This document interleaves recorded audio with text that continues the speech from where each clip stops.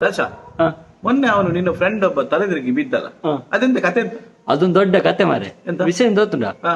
ಅವರೊಂದು ಮ್ಯೂಸಿಯಂಗೆ ಹೋಗಿದ್ರು. ಹಾ. ಅಲ್ಲಿ ಒಂದು ಬುಕ್ ಇತ್ತು, ಹಾ. ಆಶ್ಚರ್ಯ ಬುಕ್ ಅಂತ. ಹಾ, ಹಾ, ಆಗ ಇದೆಂತ ಬುಕ್ ಅಂತ ಅವನ ಒಂದು ಇಂಟ್ರೆಸ್ಟ್ ಆಗಿ ಬುಕ್ ಅವ್ರ ಕೇಳ್ತಾನೆ ಮ್ಯೂಸಿಯಂ ಅವ್ರ ಹತ್ರ, ಹಾ. ಇದೆಂತ ಬುಕ್ ಅಂತ. ಅದಕ್ಕೆ ಅವ್ರು ಹೇಳ್ತಾರೆ ಇದೊಂದು ಆಶ್ಚರ್ಯ ಬುಕ್, ಹಾ. ಇದನ್ನು ಫುಲ್ ಓದಿದವರು ತಲೆ ತಿರುಗಿ ಬೀಳ್ತಾರೆ ಅಂತ. ಹಾ. ಆ ಬುಕ್ ಅನ್ನು ಫುಲ್ ಓದಿದ್ರೆ ತಲೆದಿರುಗಿ ಬೀಳ್ತಾರೆ. ಆ ತಲೆ ತಿರುಗಿ ಬೀಳ್ತಾರೆ. ಎಂತ ಬುಕ್ ಬರೋದು? ಹಾಗೆ ಇವನು ಇಂಟ್ರೆಸ್ಟ್ ಅಲ್ಲಿ ಇದನ್ನು ಓದ್ಬೇಕಂತ ಇಲ್ಲ, ಹಾ. ಇವನು ಅವರ ಹತ್ರ ಹೋಗಿ ಕೇಳ್ತಾನೆ ಇದೊಂದು ಬುಕ್ ಕೊಡಿ ಅಂತ. ಹಾ. ಆಗ ಅವ್ರು ಹೇಳ್ತಾರೆ ಇದಕ್ಕೆ 1.5 ಲಕ್ಷ ಆಗ್ತದೆ ಅಂತ. ಒಪ್ಪೋ. ಅರ್ಧದಲ್ಲಿ ಅವನು ಅಲ್ಲೇ ತಿರುಗಿದೆ. ಹಾ. ಆದ್ರೂ ಅವನೊಂದು ಇಂಟ್ರೆಸ್ಟ್ ಮಾಡಿ ಹಾ. 1.5 ಲಕ್ಷ ಲೋನ್ ಎಲ್ಲ ಮಾಡಿ ಮಾರು ದಿವಸ ಹೋಗಿ ಆ ಬುಕ್ ತಗೊಂಡು ಬರ್ತಾನೆ. ಹಾ. ಬಂದು ಓದ್ತಾನೆ. ಅವನು ಓದಿ ಓದಿ ಓದಿ ಹಾ. ಲಾಸ್ಟ್ ಪೇಜ್ ತನಕ ಬರ್ತಾನೆ. ಹಾ. ಲಾಸ್ಟ್ ಪೇಜ್ ಅವನಿಲ್ವಾ, ಹಾ. ಇವನು ಓದುದಿಲ್ಲ ಮಾರೆ.